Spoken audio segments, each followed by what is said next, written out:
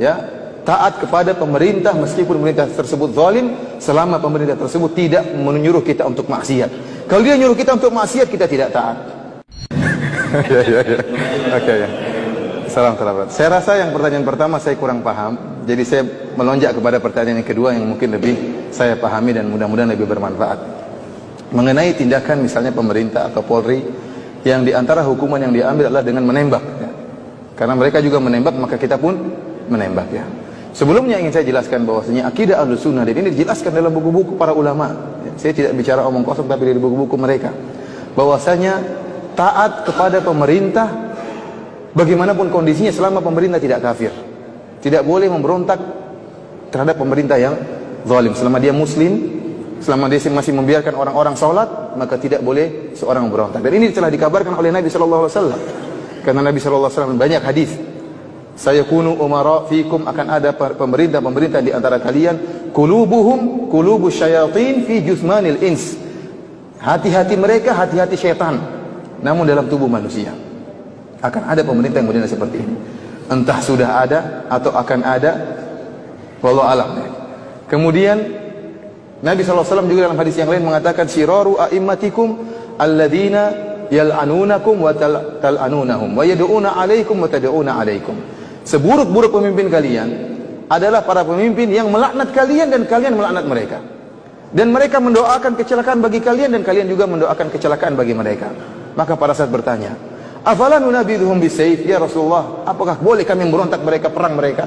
Kata Rasulullah SAW, la illa antarau kufran buwahan indakum minallahi fihi burhan. Tidak boleh sampai kau lihat dia benar-benar kafir baru kau lakukan. Dia pergi misalnya merubah agamanya, atau dia menginjak Al-Quran misalnya, itulah lagi ceritanya. Ya, itulah ceritanya. Para ulama mengatakan, taruhlah pemerintah ini kafir, ini pemerintah kita, pemimpin kita kafir, tidak mau sholat, mencela Nabi, menghina Allah, menginjak Al-Quran. Pun kalau kita memberontak, para ulama mengatakan ada syarat yang perlu kita perhatikan, masalah kemampuan, bisa atau tidak. Kalau tidak bisa, sabar. Nabi saja Bilal disiksa, beliau sabar. Ibunya Ammar bin Yasir dibunuh, beliau sabar. Artinya ini sekedar persyaratan sudah ada satu terpenuhi untuk memberontak, yaitu jika dia kafir. Selama dia tidak kafir, bagaimanapun kezalimannya, kata para ulama, tidak boleh memberontak, karena pemberontakan pasti mengakibatkan kemafsadatan yang lebih besar. Dan Islam adalah agama yang menimbang antara maslahat dan mudarat, bukan agama khayal, bukan agama asal yang penting perang, asal jalan. Tidak, lihat maslahat dan mudarat. Kalau tidak ada pemerintahan, ada pemberontakan, pasti banyak yang bertumpahan darah. Dan kita sudah contoh-contohnya di mana-mana sekarang, banyak bertumpahan darah, dan itu tidak kita inginkan. Tidak kita inginkan. Ya. Lantas bagaimana kalau ternyata pemerintah kita tidak kafir? Seorang yang muslim, yang juga sholat, dia punya kekurangan, ya wajar. Dia punya kekurangan, ya wajar. Kita berusaha menasihati dengan cara yang baik.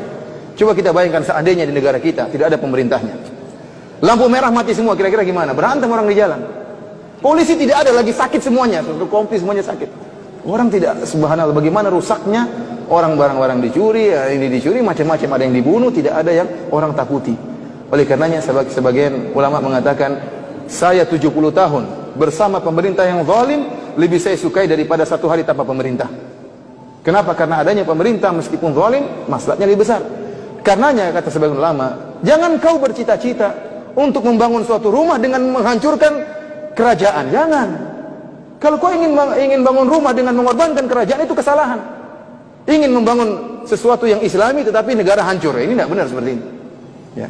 Mengorbankan sesuatu yang besar hanya ingin bangun sesuatu yang kecil. Dan kenyataan yang ada terjadi demikian. Keamanan tidak ada, kemudian ketakutan, ya, kemaksiatan semakin merajalela, orang bisa melakukan dengan seenaknya. Oleh karenanya akidah Ahlussunnah wal Jamaah ini diperintahkan oleh Nabi SAW, ya, taat kepada pemerintah meskipun pemerintah tersebut zalim, selama pemerintah tersebut tidak menyuruh kita untuk maksiat. Kalau dia menyuruh kita untuk maksiat, kita tidak taat.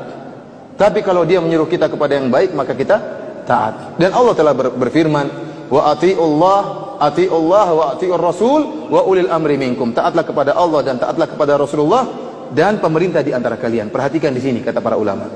Allah mengatakan taat kepada Allah. Taatlah kalian kepada Allah. Taatlah kalian kepada Rasulullah. Dan taat juga kepada pemerintah. Justru ketaatan kita kepada pemerintah pada perkara-perkara yang tidak ada dalilnya. Kalau ada dalilnya tidak perlu pemerintah, kita langsung taat kepada Allah. Kalau pemerintah suruh sholat, nggak perlu pemerintah suruh sholat, kita juga sholat. Tetapi yang justru kita ditekankan adalah taat kepada perkara-perkara yang ada maslahatnya dan tidak ada dalilnya. Contohnya apa? Lampu merah. Makanya para ulama mengatakan, barang siapa yang sengaja melanggar lampu merah berdosa. Ya, benar ini. Melanggar lampu merah berdosa karena merusak kemaslahatan. Ya, antum kira tidak berdosa, berdosa. Kalau kita menghilangkan gangguan dari jalan dapat pahala, kalau kita meletakkan gangguan dapat dosa enggak? Dapat dosa. Melanggar ini mengganggu stabilitas keamanan. Ini berdosa. Kenapa melanggar perintah Allah wa ulil amri minkum? Taatlah kepada pemerintah di antara kalian. Sekarang timbul pemberontakan. Kita dapati bahwasanya Ali bin Abi Thalib di zaman beliau muncul orang-orang Khawarij. Sebelum Ali bin Abi Thalib memerangi orang Khawarij, Ali bin Abi Thalib mengutus Ibnu Abbas.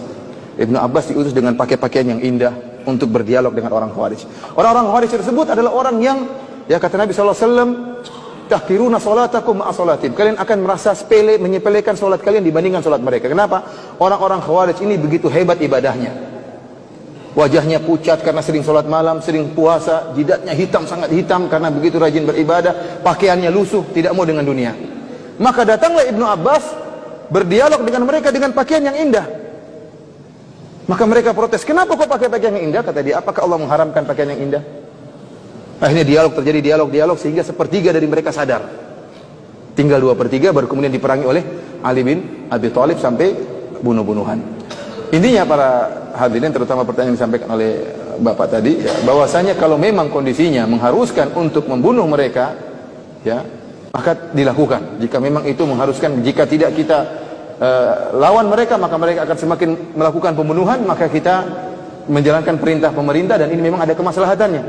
Ya. Namun kalau bisa tidak dibunuh, kita berusaha tidak membunuh, kita berusaha menangkap, dan ini yang terbaik, kita tangkap mereka, kemudian kita kirim ustadz untuk menasihati mereka, ini yang terbaik. Tapi kalau memang kondisinya tidak mungkin kecuali dengan cara begitu, maka kalau tidak kita membunuh mereka yang membunuh kita, ini maka diperbolehkan dan tidak